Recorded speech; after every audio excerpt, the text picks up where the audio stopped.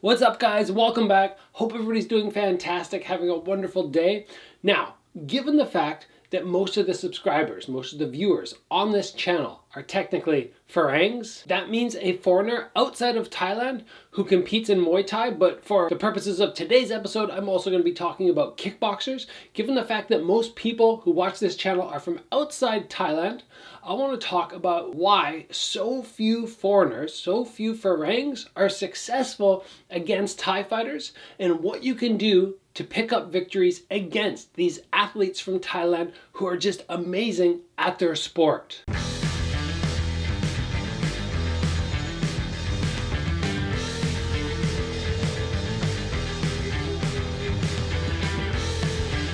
So as I already mentioned, I know, yes, technically I have never defeated a Thai fighter under Muay Thai rules, and I'm not technically a Farang because I'm not fighting with elbows and full clench. But guess what, guys? I have beaten two very high level Muay Thai fighters who made the transition to kickboxing. They jumped into K1 or Glory and I managed to beat them there. And it wasn't like I just beat them with a kickboxing rule set. I did successfully throw them down to the ground while not getting tossed or dumped myself. So I don't really think, and some people might disagree with me, guys out there might totally disagree, but I don't think the fight would have gone any different if it was full Muay Thai rules. Now, of course, rules do change things, but I do understand the Muay Thai style very, very well. I have trained for many Muay Thai fights and I've trained in Thailand. For me, a couple elbows and a little bit of clinch is not a massive difference. So let's talk in this episode first about the disadvantage that Farang fighters have against active competitors from Thailand, and then what we can do to pick up wins against these guys. So first off, let's talk about how Muay Thai is ingrained into the culture, and that is such a massive benefit for the athletes over there because it's not just a generation or two that have been working, perfecting, figuring out how to be the best at this sport. They have generation after generation after generation after generation, and just so many people who put in so much time learning how to teach and create better fighters, better athletes. Now, another reason that these guys are so good is the time that they put in. When the kids start from a super young age, they're going to have a massive advantage. Now, somebody like myself who started in martial arts at a very young age as well, I wasn't too far behind. But if you're somebody who's picking up the sport in your late teens and you're going to eventually go up against somebody who started when they're 5 or 6 years old, yes, you are already at a distinct disadvantage. And then on top of that, we've got to talk about training time. The average North American is probably putting in a 2-hour session 3 or 4 times a week. Whereas Thai fighters, many of them, especially when they get older, they're doing two-hour sessions or even possibly longer, up to 5-6 hours a day, potentially 6 days a week. And yes, they're going to get that much better putting in the extra hours compared to the athletes from other countries where they have full-time jobs or a massive amount of school on their plate. So we are already at a big disadvantage. And then from there, there's the culture of these Muay Thai fighters from Thailand probably watching people in the gym, going to watch fights time and time again. And I've said on this channel so many times that you learn by watching. And these guys are taking in information, absorbing, trying things out in the gym. Whereas for many North American fighters, they don't sit down every weekend and watch Muay Thai or kickboxing, at least until that passion really grows, and then they want to do that. Before, it's not something that they're doing. But over in Thailand, I do not doubt that this is something, because it's on the TV all the time, and people are going to stadiums probably with their families to watch fights. This is part of the culture. It's ingrained into it, and that's just an extra advantage that a fighter from Thailand has over those foreign competitors from different countries. So now that we've talked about the advantages that these guys have over us that are just sort of ingrained into the culture, let's talk about what we can do to pick up wins as a foreign fighter, going up against these guys who just have so much more experience than us. And keep in mind, even for somebody like myself, who has years and years and years and years, like we're talking decades of training. When I went up against guys like Lerdsila, my record was something like 20-1. And I was going up against somebody who had over 150 fights. Might have even been more than that. It might have been more like 300 fights. I can't even remember now.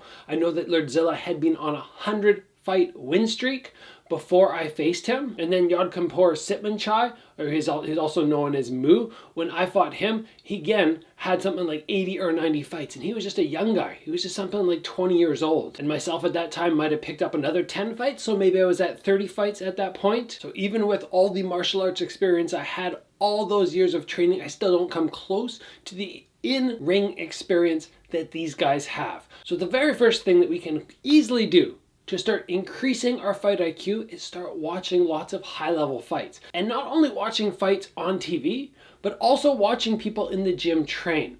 Now, one of the reasons that people progress in level so high and so quickly is they have somebody in the gym who is better than them. And that is very important for you to keep in mind. If I enter the gym, let's say any random gym, and after 1 year, I'm already one of the best guys there, unless I'm some phenom who's already at like the world stage within a year, the fact that I'm the best in my gym does not bode well. Because if you're already the best in your gym, you have nobody who's going to be challenging you, and you're probably not close to world level yet. You're not close to that high stage where you're going to be able to take on anybody from around the world. So what we need to keep in mind is that when we're choosing our gym, we need a gym with super high level competitors, super high level coaches who can continue to push us and push us and push us, because the fighters from Thailand are going to be getting that. They're going to enter and they're going to be the bottom of the barrel, and then they'll climb up a little bit, but they still have these guys who are the best within the country who are training in their gym, and they're always going to be trying to climb up and get better and better and better. But if you very quickly in your own gym in North America, Europe, wherever you are, you reach the top, and then all of a sudden the top realistically is way down here compared to Thailand standards, and you don't really have anywhere else to climb. You don't have anybody else who's teaching you things or challenging you. That is no good. So make sure when you are at that beginner, intermediate, even more like advanced stage, you want to find gyms where there are very high level people who are constantly challenging you, constantly, I don't want to say beating you up, but schooling you, essentially. When that stops, when it stopped for me and I went, okay, I'm not getting the challenge that I used to, I was fortunate that my skill level was high enough that I could compete on a world level. But for most people, that won't be the case. So challenge yourself and get out there and find a gym that is really going to work you. While at the same time watching the other really good guys in the gym as they train, so you're learning, and continuing to watch the best people in the world on TV. Now, when we look at Muay Thai fighters, one of the big things that we need to recognize is you're not always going to beat somebody at what they're best at. So for a Muay Thai fighter, if you're stepping in and you're like, okay, you know what? I'm going to beat them at clinch. I'm going to beat them at the round kick game. I'm going to beat them at all that. You're going to have to be exceptional. You're going to have to be beyond exceptional. But what you can do as a North American fighter, European fighter, Australian fighter, wherever you are, is work on your boxing. Work on something that's going to challenge them in a way they're not used to. And I have done this throughout the years. I went, okay, you know what? I'm fighting Lerdsila. Not going to beat him at playing, the little pitter-patter evasion sort of game like most people try to fight against him. I went, I'm going to have to box this guy. I'm going to have to make him uncomfortable. And this is something that a lot of people don't do. They don't look at their opponents and go, where do these guys not want to fight? Where are they going to be going, I hate this fight, I don't like it, and then take the fight there? And that's something that we have to do against these guys who have so much more experience, so much more time on their hands to really study this martial art. Now, we're talking about time. We already mentioned it before. How many hours can you put into the training session each day when you're up against guys who might be training 4, 5, 6 hours a day? You just can't compete with that. What you can do is work on intensity in the gym. So something I realized a long time ago is instead of putting in 4 or 5 or 6 hours a day and then trying to do other things like teach and school, I went, you know what? My sessions have to be shorter and they have to be harder. I have to push myself so much. So if in the morning I wake up and I have only time for a half an hour or a 40-minute run, it needs to be a fast warm-up jog and then boom, right into sprints. When I get to the gym and I'm going to train and I go, okay, instead of a 2.5 hour session, I only have 60 minutes or 90 minutes. I can't be wasting my time with, multiple rounds of slow skipping and then some chill shadow boxing. Everything needs to serve a purpose. Everything needs to be high volume, high intensity. And that is how we counteract the massive amount of time these fighters from Thailand have on their hands, that they have to train. Now, I quickly want to talk about mindset. Because when you're somebody from Thailand, and like we already said, they're ingrained, embedded in this sport. It's part of their culture. I don't know if they need to sit down and sort of do the visualization and the focus on winning the same way we do, because for them, it's just part of the everyday. Like when I'm deep in camp and I'm putting in 4 or 5 hours of training per day, I don't really feel like I need to do the same visualization and focus that I did in the past where, I have school and work and lots of other things that are really weighing me down and taking my mind off the training. So something we can do as the foreign fighter is just put ourselves in the fight by using visualization. So if I'm approaching and I'm like, shoot, I only got an hour and a half of training in today, but I have 10 minutes before bed, I can close my eyes, use some visualization, imagine how I want the fight to go, imagine the things that I'm going to do which will help me win the fight, and just use advantages like that. Even small things, like for instance, knowing how to warm up properly in a fight where the fight's going to start right away. So when I've been backstage seeing Thai fighters warm up, it's very chill. It's not the same type of warm up that we have. But when they're going up against Thai fighters, guys from Thailand, they sort of have that grace period, that warm up period in the first round. When they go against foreign fighters, it's not the same. And we need to recognize that when we get in there, we're going right away. We're going to jump on these guys because they're not yet in their comfort zone. Now that doesn't always work, and it's not guaranteed going to work as well, because maybe the fighter that you're going against understands that or is ready to come out right away. But that's just an example of things we can do, especially if you're fighting them outside of Thailand. If they're coming over to compete against you, there's a whole bunch of things they're not used to. They're used to competing back home, and you've got to jump on those things and take advantage. Full warm up when they're not using it.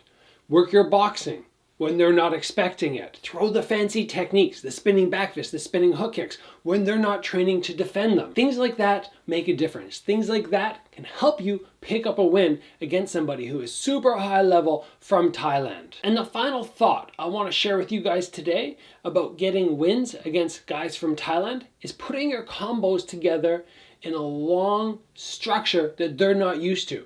So if I stand in front of you and I blast a round kick in, chances are it's going to get blocked, they're going to fire back, or they're going to catch it and sweep you out. If you throw single shots, they're going to be comfortable with that. But if you start doing things like head off the center line, follow, low kick, follow, and then up to the body, or when you fall into the clinch and they grab on and they lock in, instead of playing the clinch game, you just start unloading with big punches, just working. You make things very difficult for them through the use of combinations. And use of combinations, not just with legs, but weaving the hands in between the legs, putting together that sort of European boxing, and then coming with the kick, and then back to the hands, and then to the kicks. And again, we're putting a situation on these fighters that they're not normally used to. Different tempo, a different pace, and different attacks than they normally see. The big thing you have to be able to wrap your head around when you face those fighters from Thailand is, yes,